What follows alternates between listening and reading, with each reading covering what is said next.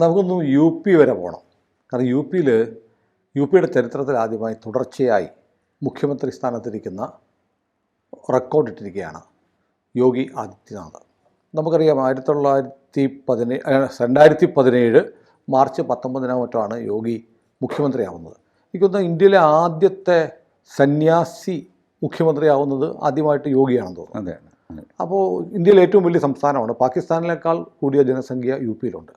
അപ്പോൾ 10 വർഷം കൊണ്ടൊരു സന്യാസി മുഖ്യമന്ത്രിയായി വന്നപ്പോൾ UPക്ക് എന്തെങ്കിലും ഗുണം ഉണ്ടായിട്ടുണ്ടോ? ഗുണം തീർച്ചയായിട്ടും ഉണ്ടായിട്ടുണ്ട്. പക്ഷേ ഈ തുടർച്ചയായിട്ട് മുഖ്യമന്ത്രിയായി റെക്കോർഡിട്ടു എന്ന് പറയുന്നത് UPയുടെ ഒരു സ്വഭാവം കൊണ്ടാണ്. UPയിൽ ഒരു കാലത്തും ഒരു മുഖ്യമന്ത്രിയെയും വാഴാൻ ആരും സമ്മതിച്ചിട്ടില്ല. തയ്ക്കാൻ സമ്മതിക്കില്ല. അത്ര വലിയ പിടിയും ബഹളവും ഇൻറ്റേർണൽ ഫൈറ്റ് നടക്കുന്ന സംസ്ഥാനമാണ് UP. തുടർച്ചയായിട്ട് കോൺഗ്രസ് ഭരിച്ചിട്ടുണ്ട്. പക്ഷേ തുടർച്ചയായിട്ടൊരു മുഖ്യമന്ത്രി അവർക്ക് നിർത്താൻ പറ്റിയിട്ടില്ല. അവിടെ അതിനു മുമ്പ് ആരെങ്കിലും കാലുവാരി താഴെ കച്ചറയായിട്ട് അങ്ങേരെ മാറ്റേണ്ടി വരും, അല്ലെങ്കിൽ അങ്ങനെ കേന്ദ്രത്തിലേക്ക് എടുക്കും. അപ്പോൾ ഇങ്ങനെയൊക്കെ ആയിട്ട് അൺസ്റ്റേബിളായിരുന്നു ഈ മുഖ്യമന്ത്രി പദവി. ആളിങ്ങനെ മാറിയും മറിഞ്ഞു വരും. ഇതിന് സ്റ്റെബിലിറ്റി വന്നത് യോഗി വന്നതിന് ശേഷമാണ്. അപ്പോൾ യോഗി നമ്പർ 1 ആയി. Not because becoming number 1 is a big thing there, but because the other people fail to continuously rule. ഒരേ പാർട്ടി ആയിട്ട് പോലും അവർക്ക് അത് തുടർച്ചയായിട്ട് മുഖ്യമന്ത്രിയാവാൻ പറ്റിയില്ല. പിന്നെ കൂട്ടുകക്ഷി ഭരണമൊക്കെ വരാൻ തുടങ്ങി. സമാജ്വാദി പാർട്ടി, BSP, BSPയും BJPയും ചേർന്നിട്ട് ഇയാളുടെ കാലുവാരുക തുടങ്ങി. Unstability, political unstability. മറ്റത് ലീഡർഷിപ്പ് അൺസ്റ്റെബിലിറ്റി ആയിരുന്നു. പൊളിറ്റിക്കൽ അൺസ്റ്റെബിലിറ്റി കൊണ്ടും ആർക്കും ടേം തികയ്ക്കാൻ പറ്റാതെ, അല്ലെങ്കിൽ ടേം തികച്ചാൽ തന്നെ ഒരു തവണയെ ടേം തികയ്ക്കുള്ളൂ. സ്റ്റെബിലിറ്റി ഒരു പ്രധാന ഘടകമല്ലേ? പ്രധാന ഘടകമാണ്. യോഗി വന്നതിന് ശേഷമാണ് UP സ്റ്റേബിളായത്. യോഗി വന്ന സാഹചര്യം തന്നെ ആലോചിച്ച് നോക്കും. യോഗി ആ തെരഞ്ഞെടുപ്പിൽ മത്സരിച്ച ആളല്ല. യോഗി ലോക്സഭ MP ആയിരുന്നു, ഖോരഗ്പൂരിൽ. ബട്ട് തെരഞ്ഞെടുപ്പ് കഴിഞ്ഞപ്പോൾ MLAമാരെല്ലാം യോഗി ആദിത്യനാഥ് മുഖ്യമന്ത്രിയാവണമെന്ന് ആവശ്യപ്പെട്ടു. BJP ലീഡർഷിപ്പ് പറഞ്ഞു അദ്ദേഹം MP ആണ്, ലോക്സഭാ മെമ്പറാണ്, എന്തിനാണ് അവിടെ നിന്ന് വലിച്ച് ഇവിടെ കൊണ്ടു, പിന്നെ ആ ലോക്സഭയിൽ ഒരു മത്സരം വരില്ല, ഇവിടെ MLA ഏതെങ്കിലും ഒരു MLA രാജിവെച്ചിട്ട് അവിടെ തെരഞ്ഞെടുപ്പ് നടത്തണ്ടേ? എന്തൊരു പ്രശ്നമാണ്. ആവശ്യമില്ലാതെ ഒരു നിയമസഭാ തിരഞ്ഞെടുപ്പ്, ഒരാവശ്യവും ഇല്ലാതെ ഒരു ലോക്സഭാ തിരഞ്ഞെടുപ്പ്, രണ്ടും BJPയുടെ കയ്യിലിരിക്കുന്ന സീറ്റുകൾ എങ്ങാനും കൈവിട്ട് പോയി കഴിഞ്ഞാൽ നിങ്ങൾ എന്ത് ചെയ്യും? ഇവർ അമ്പിനും വില്ലിനും അടുക്കുന്നില്ല എന്ന് മാത്രമല്ല, 110 MLAമാർ ഞങ്ങൾ പാർട്ടി വിട്ട് വേറെ പാർട്ടി ഉണ്ടാക്കും എന്ന് വരെ ഭീഷണിപ്പെടുത്തി. അമിത്ഷായെ ഞങ്ങൾ വേറെ പോകും. ഒടുവിൽ കേന്ദ്രം വഴങ്ങി. ശരി, യോഗി ആദിത്യനാഥ് തന്നെ. അങ്ങനെയാണ് യോഗി ആദിത്യനാഥ്. അമിത്ഷാ ഒരുപക്ഷെ തോറ്റുപോയൊരു സംഭവമായിരിക്കും അത്. അങ്ങനെ പറയാം. കാരണം UPയുടെ ഡൈനാമിക്സ് അങ്ങനെ. UPയിൽ ഏറ്റവും കാരിസ്മയുള്ള ലീഡർ യോഗി തന്നെയായിരുന്നു. സ്ഥാനാർത്ഥി നിർണയത്തിൽ യോഗിക്ക് വലിയ പങ്കുണ്ടായിരുന്നു. അപ്പോൾ യോഗിയോട് അടുപ്പവും ബഹുമാനവും ഒക്കെയുള്ള, പിന്നെ അവരുടെ ആ ഗോരഖ്പൂർ മഠത്തിനോട് ഭക്തിയും ആദരവുമുള്ള ധാരാളം മനുഷ്യരുണ്ട്.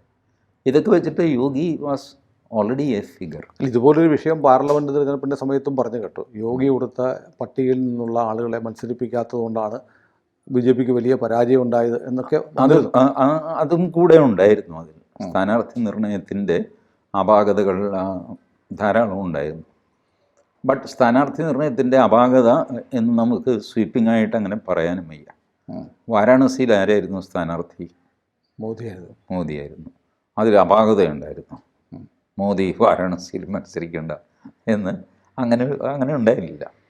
അപ്പോൾ there were lot of other things. അതുപോട്ടെ, അത് ലോക്സഭാ തെരഞ്ഞെടുപ്പിൽ സംഭവിച്ചു. അപ്പോഴുമൊക്കെ മോദി അപ്രതിരോധ്യനായ, അനിഷേധ്യനായ മുഖ്യമന്ത്രിയായിട്ട് തുടർന്നു. ഞാനൊരു സംശയം ചോദിക്കട്ടെ ചേട്ടാ. അതായത് ഒരു സന്യാസിയായിട്ട് പോകുന്ന ഒരാൾ എല്ലാം ഉപേക്ഷിച്ച് പോകുന്ന ആളല്ലേ.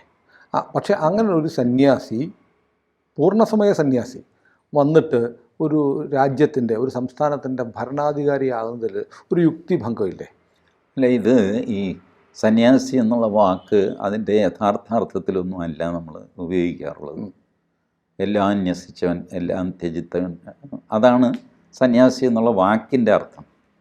ബട്ട് മറ്റത് ഇപ്പോൾ മഠാധിപതി, കാവി ഉടുത്തവർ, അവർ സന്യാസി എന്ന് വിളിക്കും. അതിൽ കല്യാണം കഴിക്കുന്ന സന്യാസിമാരുണ്ട്. പണ്ടെന്ന് നോക്കിയപ്പോൾ, പണ്ട് പുരാതന കാലത്തുമൊക്കെ കല്യാണം കഴിക്കുന്നവരുണ്ട്, കഴിക്കാത്തവരൊക്കെ ഉണ്ട്. ഗൗതമ മഹർഷി, അദ്ദേഹത്തിൻ്റെ ഭാര്യ അഹല്യ. അപ്പോൾ ആള് മഹർഷിയാണ്, ഒക്കെയാണ്, കാവ്യാണ് കൊടുക്കുന്നത്, പക്ഷെ ഭാര്യയാണ്. ഇങ്ങനെ പലവിധ സമ്പ്രദായങ്ങളാണ്. അപ്പോൾ അതിൽ രാജഭരണം കയ്യാളിക്കൂടാ എന്നൊന്നും ഇല്ല, അങ്ങനെ വെച്ചിട്ടേ ഇല്ല. ഇനി ഉണ്ടെങ്കിൽ തന്നെ അത് മാറ്റിമറിക്കാൻ വലിയ സമയവും വേണ്ട. ഈ ഭാരതത്തിൻ്റെ ഒരു പ്രത്യേകത, കാലത്തിനൊത്ത് മാറാൻ തയ്യാറുള്ള ഒരു രാജ്യമാണ് ഭാരതം. അതുകൊണ്ടാണ് ഇത്രയെങ്കിലും ഇത് നിലനിൽക്കുന്നത്. മാറാതെ നിന്നിരുന്നെങ്കിൽ മറ്റേ അധിനിവേശങ്ങൾ പോലെ ഒന്നുകിൽ ക്രിസ്ത്യാനികൾ അടിച്ചുകൊണ്ട് പോകും, അല്ലെങ്കിൽ മുസ്ലിങ്ങൾ അടിച്ചുകൊണ്ട് പോകും. സ്പെയിനിന് സംഭവിച്ച് ക്രിസ്ത്യൻ കൺട്രി ആയിരുന്നു, അത് ഫുള്ളി മുസ്ലിം കൺട്രിയായി, തിരിച്ച് ഫുള്ളി ക്രിസ്ത്യൻ കൺട്രിയായി. അങ്ങനെ സംഭവിച്ചിട്ടുണ്ടോ? സ്പെയിൻ ഇസ്ലാമിക രാജ്യമായിട്ടുണ്ടോ? ആയിട്ടുണ്ട്. എന്നിട്ട് തിരിച്ചു പോയി. അപ്പോൾ ഇങ്ങനെ ഒരുപാട് രാജ്യങ്ങൾ, അതാണല്ലോ ഈ കുരിശ് യുദ്ധം എന്നൊക്കെ പറയുന്നത്. ഇസ്ലാമിൻ്റെ ആധിപത്യത്തിന് വേണ്ടി അവർ മറ്റവർ ക്രിസ്ത്യാനികളുടെ ആധിപത്യത്തിന് വേണ്ടി വലിയ അടിയും വഴക്കുമൊക്കെ നടന്ന സ്ഥലങ്ങളാണ്. അപ്പോൾ ഭാരതത്തിൽ ഇത് മുഴുവൻ, ഭാരതത്തിനും വലിയ നാശനഷ്ടം വന്നു. അഫ്ഗാനിസ്ഥാൻ ഭാരതത്തിൻ്റെ ഭാഗമായിരുന്നു, അത് പോയി. പാകിസ്ഥാൻ പോയി, ബംഗ്ലാദേശ് പോയി, ശ്രീലങ്ക പോയി, നേപ്പാൾ പോയി, ഭൂട്ടാൻ പോയി, ബർമ്മ പോയി. ഇങ്ങനെയൊക്കെ പോയിട്ട് എന്നാലും ഇത്രയൊക്കെ ബാക്കി നിന്നത് ഈ ഫ്ലെക്സിബിലിറ്റി കൊണ്ടാണ്. ഏത് സാധനത്തിനും ഇതിപ്പോൾ ഇത് ഇങ്ങനെയല്ല ഇപ്പോൾ ചെയ്യേണ്ടത്, പക്ഷെ പണ്ടങ്ങനെ പറഞ്ഞിട്ടില്ല. പണ്ട് പറഞ്ഞത് ആ സാഹചര്യം വെച്ചിട്ടാണ്. Now you change, adopt to the change, അല്ലെങ്കിൽ നിങ്ങൾ എക്സ്റ്റിങ്ക്റ്റ് ആയി പോകും. സിമ്പിൾ നോക്കിയാൽ മതി. ദിനോസറുകൾ ഇല്ലാതെ പോയത് എന്തുകൊണ്ടാണ്? ഭൂമിയിൽ പരിസ്ഥിതിയുമായിട്ട് അതിന് അഡ്ജസ്റ്റ് ചെയ്യാൻ പറ്റിയില്ല.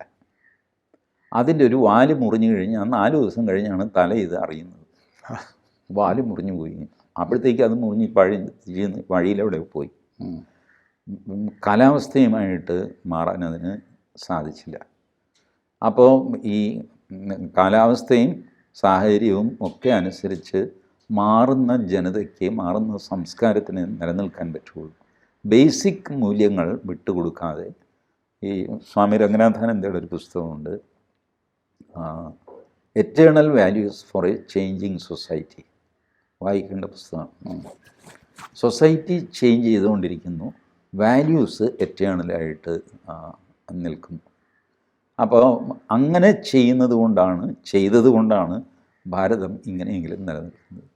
അപ്പോൾ സന്യാസിക്ക് മുഖ്യമന്ത്രിയാകാമോ എന്നൊക്കെയുള്ള ട്രിവിയൽ ക്വസ്റ്റ്യൻസ് ഇതിൽ പെട്ട് ഭാരതം പലപ്പോഴും പരാജയപ്പെട്ടിട്ടുണ്ട്. ഭാരതത്തിൻ്റെ പരാജയത്തിൻ്റെ കാരണം തന്നെ ഈ ആചാരങ്ങളെ പറ്റിയുള്ള പിടിവാശികളും സംഗതിയൊക്കെയാണ്. സ്വാമി വിവേകാനന്ദൻ പറഞ്ഞിട്ടുണ്ട്, തർപ്പണം ചെയ്ത് വെള്ളം വലത്തോട്ടൊഴിക്കണോ ഇടത്തോട്ടൊഴിക്കണോ എന്ന് 3000 വർഷം തർക്കിച്ച ഒരു ജനത ഭൂമിയിൽ അറിയില്ല. അങ്ങനെ ചെയ്തിട്ടാണ് നമ്മൾ ഈ ഗതിയിലെത്തിയത്. അല്ലെങ്കിൽ സുനിൽ ആലോചിച്ച് നോക്ക്, നമ്മൾ RSSൻ്റെ സ്ഥാപകൻ ആദ്യം ആലോചിച്ചതാണ്, നമ്മൾ അടിമകളായത് എങ്ങനെയാണ്? ധർമ്മം എല്ലാവരും പാലിച്ചിരുന്നില്ലേ? എല്ലാവരും അമ്പലത്തിൽ പോയിരുന്നു, എല്ലാവരും സന്ധ്യാവന്ദനം ചെയ്തിരുന്നു, എല്ലാവരും പൊട്ടുതൊട്ടിരുന്നു. ശബരിമലയിൽ സ്ത്രീകളെ ആ പ്രദേശത്ത്, ശബരിമല പോയിട്ട് പമ്പയിൽ പോലും കയറ്റിയിരുന്നില്ല എന്നാണല്ലോ വാദം. കയറിയിരുന്നു എന്നുള്ളത് വേറെ കാര്യം. എന്തായാലും സകല ആചാരങ്ങളും നമ്മൾ പാലിച്ചിരുന്നു, എല്ലാ ആചാരങ്ങളും പാലിച്ചു. ആചാരങ്ങളിൽ നിന്നാണ് ധർമ്മം വരുന്നതെന്നാണ് നമ്മൾ ആചാര പ്രഭോ ധർമ്മ, സകല ആചാരവും. പക്ഷെ ധർമ്മം പ്രവഹിച്ചില്ല, നമ്മൾ അടിമകളായിട്ട് മാറി. ഈ പറയുന്ന ആചാരങ്ങളിലൊന്നും ധർമ്മം പ്രവഹിക്കുന്നില്ല എന്ന് നമ്മൾ മനസ്സിലാക്കിയില്ല. ഓട്ടോമാറ്റിക്കായിട്ട് ഈ ആചാരങ്ങൾ അങ്ങ് ചെയ്തുകൊണ്ടിരുന്നു. ഇതൊക്കെ നമ്മളുടെ ഭാഗത്ത് അതിഭയാനകമായ വീഴ്ചകൾ സംഭവിച്ചിട്ടാണ് നമ്മൾ അടിമകളായിട്ട് മാറിയത്. അപ്പോൾ ഈ ആചാരബദ്ധന്മാരായിട്ടുള്ള ആൾക്കാരല്ല പിന്നീട് സ്വാതന്ത്ര്യ സമരകാലത്ത് നോക്കിക്കോ, അവരൊന്നും വലിയ റിലീജിയസ് ആൾക്കാരൊന്നും ആയിരുന്നില്ല. സാവർക്കർ വലിയ റിലീജിയസ് ഒന്നും ആയിരുന്നില്ല. മഹാത്മാഗാന്ധി ഈശ്വരവിശ്വാസമൊക്കെ ഉണ്ട്, രാമൻ അത് ഇത് പ്രാർത്ഥനയൊക്കെ, പക്ഷേ അതിനപ്പുറത്തേക്ക് അമ്പലത്തിൽ പോയി മുട്ടുമുറുപ്പ് കിടക്കുന്ന സ്വഭാവമൊന്നും ഗാന്ധിക്കില്ല. പൊട്ടുമൊക്കെ തൊട്ട് ഈസ്റ്റ് വാൻകൾ ചരടൊക്കെ കെട്ടി ഒന്നുമില്ല. You take all those leaders, Rajagopalachari, Vinoba Bhave, അവരവരൊക്കെ, അവർക്കൊക്കെ ബേസിക് ലാളിത്യം, അത് സ്നേഹം, ക്ഷമ, ദയ, ഈ ഗുണങ്ങളൊക്കെ വ്യക്തിപരമായിട്ടുള്ളപ്പോൾ പോലും ദേ വെയർ ഫൈറ്റേഴ്സ്. അപ്പോൾ ആ ഒരു എന്താ സ്ട്രാറ്റജിക് ലോപം ഭാരതത്തിന് സംഭവിച്ചിട്ടാണ് നമ്മൾ അടിമകളായത്. അപ്പോൾ അത് തിരിച്ച് എടുത്തില്ലെങ്കിൽ താമസിയാതെ നമ്മൾ വീണ്ടും അടിമകളാകും. ഇപ്പം ആരെയും ആക്രമിച്ച് അടിമയാക്കി വയ്ക്കാറില്ല, അവരുടെ കൺട്രോളിൽ നിർത്തുകയാണ് ചെയ്യുന്നത്. യുനെസിനെ വെച്ചിട്ട് ബംഗ്ലാദേശിനെ കൺട്രോൾ ചെയ്യുക, അല്ലാതെ അമേരിക്കക്കാരൻ വന്നിട്ട് അവിടെ മുഖ്യമന്ത്രി ആകുന്ന പരിപാടിയല്ല. അത് പണ്ട് കഴിഞ്ഞു. ഇപ്പോൾ ഇൻഡയറക്റ്റ് കൺട്രോളാണ്. അപ്പോൾ ആ കൺട്രോളിൽ വീണ്ടും നമ്മൾ പെട്ടുപോകും. ഇപ്പം തന്നെ ഒരുപാട് പെട്ടിട്ടുണ്ട്. അവർ ചലിച്ച് ഇപ്പോൾ പറഞ്ഞില്ലേ, ഇപ്പോൾ ട്രംപിന് സമാധാനം പറ, ആര് പോകുന്ന അയാൾക്ക് സമാധാനം പറയാൻ? അയാളെന്തെങ്കിലും വാവളപ്പൻ വർത്താനം പറയുന്നത് നമ്മൾ സമാധാനം പറയണം, അതിൻ്റെ ആവശ്യമില്ല. ബട്ട് വി ഫീൽ ദാറ്റ് ഒരു സായിപ്പ് വെള്ളക്കാരൻ പറഞ്ഞാൽ അതിനകത്ത് കാര്യമുണ്ടാകും. WW ബ്രണ്ടൻ ഇങ്ങനെ പറഞ്ഞിട്ടുണ്ടെന്ന്. ഓ എന്തോ ബ്രണ്ടൻ ഉണ്ടോയെന്ന് പോലും അറിയണ്ട. അപ്പം ഈ UP-യുടെ മുഖ്യമന്ത്രിയായി യോഗി 10 വർഷം പൂർത്തിയാക്കി, അതാണല്ലോ നമ്മൾ പറഞ്ഞു വന്നത്. ഈ 10 വർഷം ഗുണപരമായ മാറ്റങ്ങൾ അവിടെ ഉണ്ടായി നമ്മൾ അതുകൊണ്ടല്ലേ രണ്ടാമത് അദ്ദേഹം അധികാരത്തിൽ വരുന്നത്. കുംഭമേള ഏറ്റവും നീറ്റായിട്ട് നടത്തിയതും, ഓഫ് കോഴ്സ് അതിൽ സ്റ്റാമ്പേഡ് ഉണ്ടായി, അതിൽ കുറച്ച്, ബട്ട് അതിങ്ങനെ പോയിൻ്റ് ഔട്ട് ചെയ്തിട്ട് കാര്യമൊന്നുമില്ല. ഈ കുംഭമേളയാണോ ഒരു സംസ്ഥാനത്തിൻ്റെ വികസനത്തിൻ്റെ അടയാളം? ഈ അതിനു വേണ്ടി ഉണ്ടാക്കിയ റോഡുകൾ, സംഗതികളൊക്കെ വികസനത്തിൻ്റെ അടയാളം തന്നെയാണ്. കുംഭമേളയും ഒരു വികസനത്തിൻ്റെ അടയാളമാണ്. ഒരു മൊത്തം ഓസ്ട്രേലിയ കൊണ്ടുവന്നിട്ട് ഗംഗയുടെ തീരത്ത് വന്ന് ഇറങ്ങുക എന്ന് പറയുന്നത്, അതിനെ ഹാൻഡിൽ ചെയ്യുക എന്ന് പറയുന്നത്, അത് വലിയൊരു സംഭവം തന്നെയാണ്. ഉത്തർപ്രദേശിൽ ഇപ്പോൾ ബ്രഹ്മോസിൻ്റെ ഫാക്ടറി വരാൻ പോകുന്നത്, അതിന് തറക്കല്ലിട്ട് കഴിഞ്ഞു. ബ്രഹ്മോസ് നെക്സ്റ്റ് എഡിഷൻ അത് ഉത്തർപ്രദേശിലാണ്. ഉത്തർപ്രദേശിൽ പഴയ പോലെ ഗുണ്ടാകൃതിയൊന്നും നടക്കില്ല. ഇപ്പോഴും ഇല്ലെന്ന് ചോദിച്ചാൽ ഉണ്ട് കേട്ടോ. ഒരുപാട് മെച്ചപ്പെട്ടു. മുഴുവനൊന്നും അമർച്ച ചെയ്തിട്ടില്ല, പക്ഷെ ഒരുപാട് മെച്ചപ്പെട്ടു. ഒരു ഗുണ്ടയെ കാണാനില്ല. ആ മോദി അല്ല യോഗി അയാളെ കൊന്നുകളഞ്ഞു എന്നൊക്കെ പറഞ്ഞ് ആരോപണമൊക്കെ വന്ന് ലക്നൗവിൽ, കാൺപൂരിലും മറ്റുമാണ്, റെയിൽവേ സ്റ്റേഷൻ്റെ അവിടെ. അപ്പോൾ യോഗിയോട് ഇങ്ങനെ ചോദിച്ചു, ഇയാളെ കാണുന്നില്ല.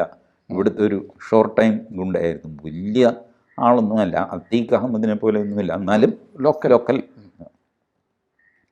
അപ്പോൾ യോഗി പോലീസുകാരെയും കൂട്ടിയിട്ട് ഇവർ വീട്ടിൽ പോയി അവനെ കാണിച്ചു കൊടുക്കുന്നു. നേരെ റെയിൽവേ സ്റ്റേഷൻ നേരെ എതിരെ മാർക്കറ്റിൽ പച്ചക്കറി കച്ചവടം ചെയ്യുന്ന ഈ കക്ഷി റൗഡിസമൊക്കെ നിർത്തി ചെയ്തു. എന്തോ 100-120 പെറ്റി കേസും സംഗതിയൊക്കെ ഉണ്ടായിരുന്നു.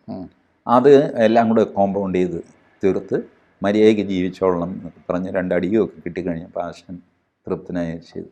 അങ്ങനെയും ഒരുപാട് റിഫോംസ് യോഗി കൊണ്ടുവന്നിട്ടുണ്ട്. പിന്നെ കറപ്ഷൻ ഏകദേശം അദ്ദേഹം ഇല്ലാതെ, ടോപ്പിലുള്ള കറപ്ഷനൊക്കെ, ബോട്ടത്തിലേക്ക് ഇപ്പോഴും കറപ്ഷനൊക്കെ ഉണ്ട്. 100 രൂപ 50 രൂപയൊക്കെ മേടിക്കുന്ന ആൾക്കാർ, ചെക്ക് പോസ്റ്റിൽ നിന്ന് കാശ് മേടിക്കുന്നവർ, അങ്ങനെ ഇങ്ങനെയൊക്കെ ഉള്ളവരൊക്കെ ഇപ്പോഴും ഉണ്ട്. ഫുള്ളി ട്രിക്കിൾ ഡൗൺ ചെയ്തിട്ടില്ല. അതൊരു കാലത്തും ചെയ്യുമില്ല. എപ്പോഴെങ്കിലുമൊക്കെ ഈ കറപ്റ്റ് മൈൻഡുള്ളവർ എന്തെങ്കിലുമൊക്കെ ചെയ്ത് കൂട്ടുമല്ല. അപ്പോൾ അത് otherwise UP is a safe state now. പണ്ടങ്ങനെ ആയിരുന്നില്ല. അതെല്ലാവരും സമ്മതിക്കുന്നുണ്ട്, ഈ BJP-ക്കാരല്ലാത്തവരും പറയുന്നുണ്ട്. എനിക്കൊരു അവസാനമായിട്ട് ചോദിക്കാനുള്ളത്, ഈ നമ്മൾ നേരത്തെ കാവ്യ ഉടുത്താൽ മുഖ്യമന്ത്രിയാകാമെന്ന് ചോദിച്ചല്ലോ. കാവ്യ ഉടുത്താൽ പ്രധാനമന്ത്രിയാകാനും തടസ്സമൊന്നുമില്ലല്ലോ? ഒരു തടസ്സവുമില്ല. It is permitted. കാരണം നിങ്ങൾ ഈ ആധ്യാത്മികതയും രാഷ്ട്രതന്ത്രവും ഇത് തമ്മിൽ കൂട്ടിക്കുഴയ്ക്കേണ്ട കാര്യമൊന്നുമില്ല. ഇത് വേറൊരു സ്കില്ലാണ്. ആ സ്കില്ലുള്ള ആൾ, അയാൾ ആരുമായിക്കോട്ടെ, അയാൾ സന്യാസിയാവാം അല്ലെങ്കിൽ ഋഷിയാവാം, ആരുമായിരിക്കും. രാഷ്ട്രതന്ത്രം എന്നുള്ള സ്കില്ലുണ്ടെങ്കിൽ he is fit to be the prime minister. ഒരുപക്ഷെ യോഗി ഇന്ത്യയുടെ പ്രധാനമന്ത്രിയുമാകാം. എന്ന് വരാം. ഇപ്പം തന്നെ പല പേരുകൾ ഫ്ലോട്ട് ചെയ്യുന്നുണ്ടല്ലോ ആൾക്കാർ. മോദി എങ്ങാനും 75-ാം വയസ്സിൽ റിട്ടയർ ചെയ്താൽ നമ്മളെ എടുക്കുമോ എന്നുള്ള മട്ടിൽ. ഏതായാലും നമുക്ക് നോക്കാം കാവി പ്രധാനമന്ത്രി ദില്ലിയിൽ വരുമോ എന്ന്. ഭാവി പ്രധാനമന്ത്രി ഒരു കാവി പ്രധാനമന്ത്രി. അതെ അതെ.